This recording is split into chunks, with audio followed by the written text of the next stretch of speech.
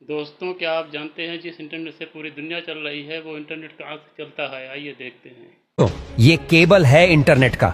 Internet समंदर के अंदर से चलता है। जी हाँ, यकीन नहीं हो रहा है ना, लेकिन ये सच्चाई है। इंटरनेट समंदर के अंदर से ही चलता है। कैसे चलता है, चलिए जानते हैं आज की इस वीडियो में। अगर आपको यकीन नहीं हो रहा कि समंदर के अंदर से इंटरनेट चला है, तो आप दुनिया के 95% लोगों के साथ है। उन्हें भी यकीन नहीं हुआ था जब उन्हें पता चला था कि समंदर के अंदर इंटरनेट चलता है। अब आप कहेंगे कि इंटरनेट तो सैटेलाइट और मोबाइल टावर की मदद से चलता है। सैटेलाइट से सिग्नल आते हैं और मोबाइल टावर उन्हें कैच करके हमारे मोबाइल डिवाइसेस तक पहुंचाते हैं। लेकिन जनाब, ये पूरी तरीके से सच नहीं है, क्योंकि दुनिया का 90% इंटरनेट समुद्र के नीचे बिछाए गए तारों के माध्यम से चलता है। दोस्तों, यहाँ हमें एक डायग्राम दिखा रहे हैं जिसमें आपको समुद्र तट पर केबल स्टेशन नजर आएगा और उससे होकर जाती हुई एक लाइन दिखाई दे रही होगी, जो कि है एक सी केबल, या जिसे सबमरीन केबल भी कहा जाता है। यही वो माध्यम है जिससे इंटरनेट चलता है और ये पूरी दुनिया में बिछा हुआ है और समुद्र की सतह से हजारों मीटर की गहराई में इन्हें बिछाया जाता है। इस केबल में हर थोड़ी दूरी पर रिपीटर या एम्पलीफायर लगाए जाते हैं ताकि इंटरनेट सही तरीके से काम कर सके। दोस्तों, इंटरनेट को पूरी दुनिया में पहुंचाने के लिए इन सबमरीन केबल्स को समुद्र के अंदर से निकालकर एक देश से दूसरे देश तक बिछाया जाता है। जब आप मोबाइल या कंप्यूटर पर ऑनलाइन कोई गेम खेलते हैं, तो आपके साथ कई और लोग भी जुड़ जाते हैं जो आपसे कोसों दूर रहते हैं, लेकिन आप उनके साथ रियल टाइम में गेम खेल पाते हैं। ऐसा ही कुछ सिस्टम इंटरनेट का है। दुनिया में कई सर्वर्स है जिन्हें आपस में जोड़ने के लिए इन सबमरीन केबल्स का सहारा लिया जाता है, और जब ये सर्वर आपस में जुड़ जाते हैं तो इनमें आसानी से डाटा ट्रांसफर होता है और इंटरनेट स्मूथली चलता है। इस पिक्चर में आपको एक एम्पलीफायर दिखाई दे रहा होगा। इनको इसलिए लगाया जाता है जिससे सिग्नल की स्ट्रेंथ कम ना हो। यह समय समय पर सिग्नल को एम्पलीफायर करके उसे आगे जाने में मदद करते हैं। इन सबमरीन केबल्स को शिप की मदद से समुद्र में बिछाया जाता है, लेकिन यह केवल वन टाइम इन्वेस्टमेंट होता है जो बहुत ज्यादा होता है और इसका मेंटेनेंस भी बहुत कॉस्टली होता है।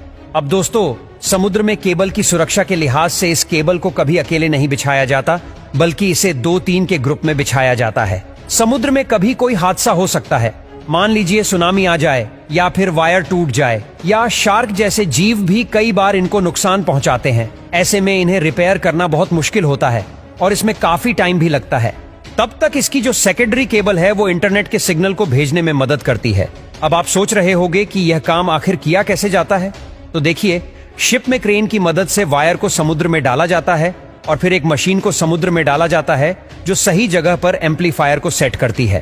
क्योंकि दोस्तों, समुद्र में कई जगह गहराई बहुत ज्यादा होती है, वहां गोताखोरों का जाना भी सुरक्षित नहीं होता, इसीलिए यह पूरा काम मशीनों से लिया जाता है और ये वायर पूरी तरीके से चेक भी करते हैं। चलिए अब आपको वायर्स के बारे में बताते हैं।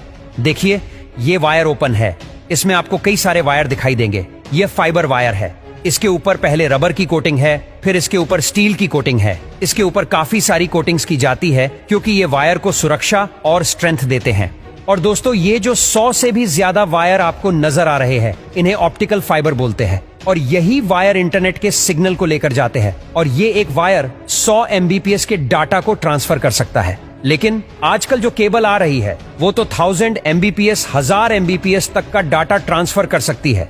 दोस्तों, इन्हीं केबल्स से दुनिया के सारे सर्च इंजन का डाटा एक जगह से दूसरी जगह ट्रांसफर होता है।